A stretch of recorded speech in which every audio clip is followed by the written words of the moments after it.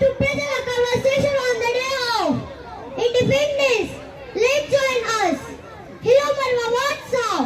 Hello Alisha, don't you know that today we are going to celebrate Independence Day? Oh, why are you wasting your time in celebrating this day? We are trying to build patriotism in our people, knowing the value of our country independence. Oh, I see, but it doesn't fit in my mind. Did you ever wish to become slave for our nation? No, I will never be a slave to anyone. Instead, I will resist the people who want me to become a slave. During the British ruling period, Muslims were treated bandits and slaves. It will not fight, it will as the slaves till now. You are right. Now I have understood that remembering the sacrifice of freedom further is important. Not only remembering them, we should also celebrate our happiness.